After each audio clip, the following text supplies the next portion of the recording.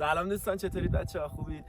ابوالفضل ایکس هستم. اولین پست توی یوتیوبمونه، اولین ویدیو یوتیوبمونه و اینکه بچه‌ها دمتون گرم دیگه، حمایت کنید. آوردمتون یه جایی که شماها همین الان در حال حاضر، همین ساعت، همین ثانیه داخل تهران خب دارید کولر روشن کردید، زیر کولرید، لباستون هم کندید خب، ولی من الان با هودی اینجا انقدر سرده. شبا هم اینجا بخاری روشن میکنیم، بخاری هیزومی، تازه نه بخاری های مثلا گازی و اینا، بخاری هیزومی روشن میکنیم. مثلا عشق و حال حاجی. اومدیم شمال، اسمش هم بهتون میگم که اگه دوست داشتید بیاید، چند تا عکس هم ازش میذارم اینجا که اگه دوست داشتید خوشتون اومد بیاید. اسمش جواردشته، حالا میتونید خودتون هم سرچ کنید تو گوگل عکساشو ببینید. بیاید با هم دیگه بریم، میخوایم بریم ناصردشت. بیاید.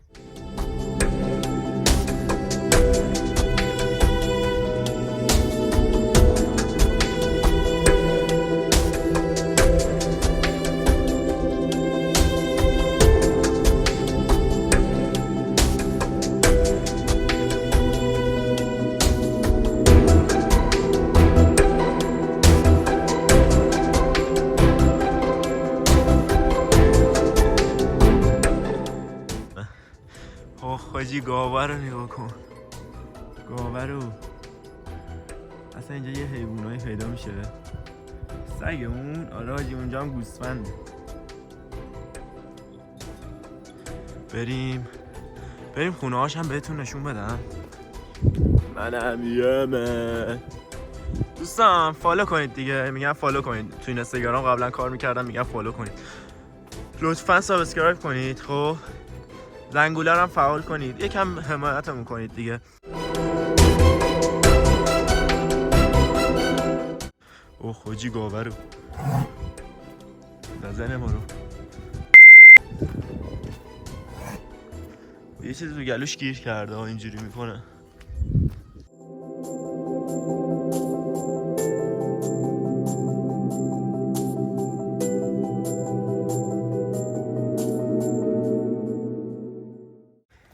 یه چیزی راجع به آفتابش اینجا من بهتون بگم. شما مثلا تو آفتابش اینجا هستید خب، بدنتون تو آفتابه، همزمان اگه بتونید دستتون رو تو سایه ببرید، مثلا یه دستتون تو سایه است، یه دونه دستتون تو آفتاب، همزمان تو دستتون تو سایه داره یخ میزنه و همزمان هم اون یکی دستتون تو آفتاب داره میسوزه. اینجوریه. اینو نگاش کن. اونم گاوه رو. آخ حاجی اینجا خیلی لیزه ها، خیلی لیزه. آروم داریم میریم. آی خدا، حاجی گاو میبینم خوشحال میشم. نمیدونم چرا. آقا سلام، خسته نباشید. خسته نباشید. بریم. آقا ناصردشت هم من یه چیزایی در جلوتر ویدیو بهتون میگم، اصلا بشنوید کرک پراتون میریزه.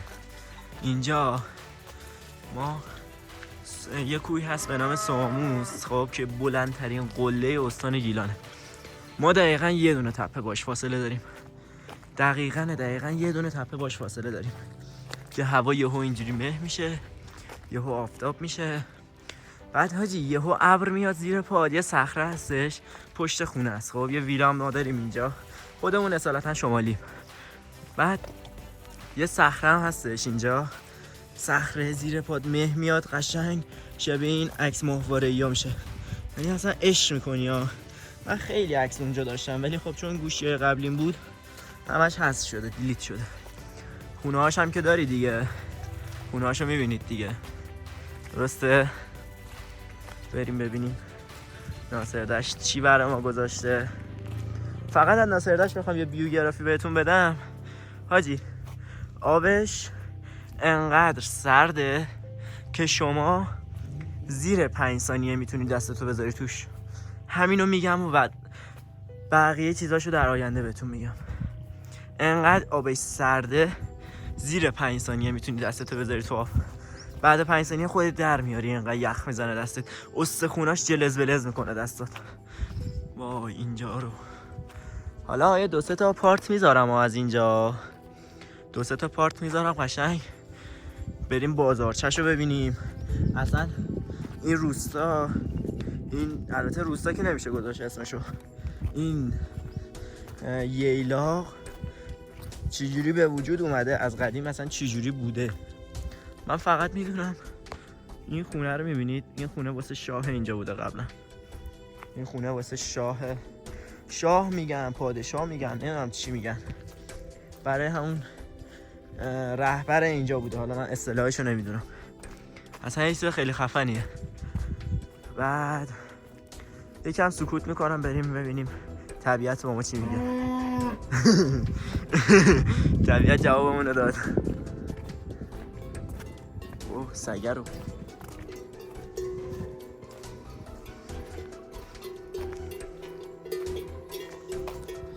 این گاوه هستش که سگه هم مراقبش. نگاهشون کن.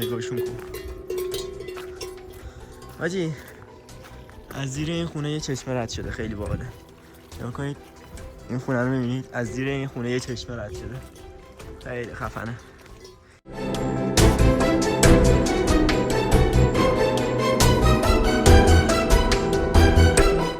من یکی از فامیلامون قبلا اینجاها قبلا یه دونه عکس گرفته بود.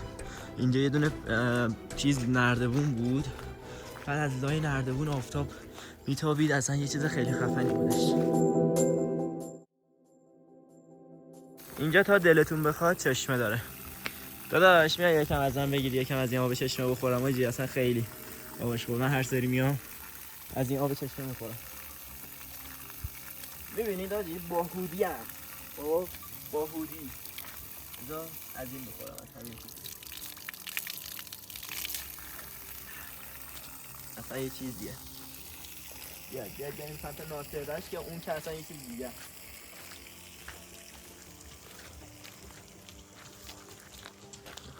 سلام، خوبی؟ خسته نباشی. قربونت. ما هم اینجا یه چند تا رفیق داریم دیگه بالاخره. حاجی وای یه دقیقه سکوت میکنم فقط صدای پاهامون رو بشنوید، داریم قدم میزنیم.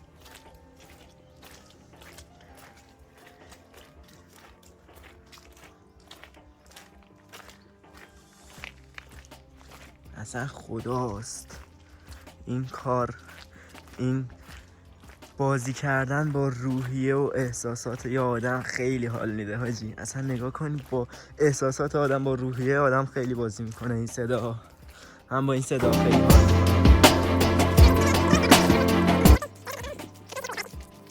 حاجی اسب پیدا کردیم. بنازم اسب. این اسبا وحشی هن ها. این اسبا یه جوری هن که میزنن آدمو. آره امیر به قرآن میزنن اسبا اینا. اینا وحشی هن. یهو بری سمتشون میدوان دنبال لگد میزنن بهت. حسن الان تو داره اون لگد میزنه. الان نه، بری بهشون کم بریزی یا بخوای سوارشون شی. گلا رو نگاه کنید خدا وکیلی.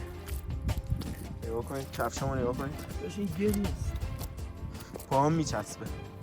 اینقدر پایدار. اینقدر ویدیو میذارم تو یوتیوب که بگیره. اینقدر دیگه. بچه‌ها کفشا رو نگاه کنید. کفشا رو نگاه کنید خدا وکیلی. دختر شما نگاه کنید دست به چه کارهایی داریم میزنیم. بیایید بچه‌ها بیایید. میخوام واسهتون چند تا پارت بگیرم. ببرید. میخوام واسهتون چند تا پارت بگیرم از نونای محلی اینجا که همسایه‌مون میزنه. از اون میخوام واسهتون ویدیو ضبط کنم. ما یه دونه پاترول هم داریم بچه‌ها. از اون پاترول هم میخوام فیلم بگیرم که با هم دیگه میخوایم بریم کجا؟ میخوایم بریم آفرود توی این شب با امروز رفتیم یه جایی. خب رفتیم یه جایی گیر کردیم، اینقدر گل بود گیر کردیم. به زور جفت کمک کشیدم لاستی، هر 4 تا لاستیک با هم دیگه جدا میچرخید، به زور در اومدیم. یعنی خدا میکردم که خدایا در میان فقط. و اینکه حالا داریم میریم ببینیم خدا چی میخواد با شما دیگه. بچه دمتون گرم دیگه. سابسکرایب کنید، سابسکرایب کنید، زنگوله رو بزنید، ویدیوها رو کامنت هم بذارید، همه کار بکنید. دمتون گرم. خدا وکیل بیاین زحمت بکشید. خب بچه‌ها رسیدیم بالاخره این پشت ناصردشته. اون بالاتر هم می‌خواستم واسهتون فیلم بگیرم که نشدش. اونجا یه بار گوشی افتاد زمین دیگه، تا اینجا اومدیم حواسمون نبودش. اون بالا هم گاو و گوسفندا رو نگه می‌دارن، ولی خب هدف اصلیمون ناصردشته.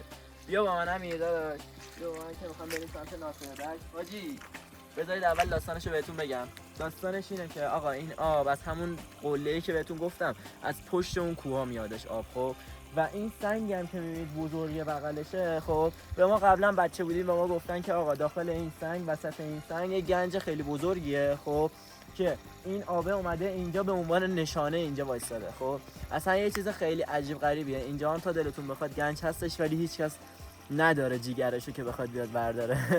حالا بیاد بریم آبه رو بهتون بگم، نشونتون بدم. آقا این آبه بهتون همونجوری که گفتم تا 5 ثانیه میتونید داشتم میکنم تا 5 ثانیه میتونید دستتون رو توش نگه دارید. خب ولی چون من عادت دارم مثلا تا 10 ثانیه رو اوکی ام. میخوام برام ببینم این دفعه رکورد میزنم یا نه، چون من هر دفعه اومدم اینجا میخواستم رکورد بزنم. 1 2 3 4 5 6 7 مثلا داریم 8 9 10 11 12 13 14 15 16 17 18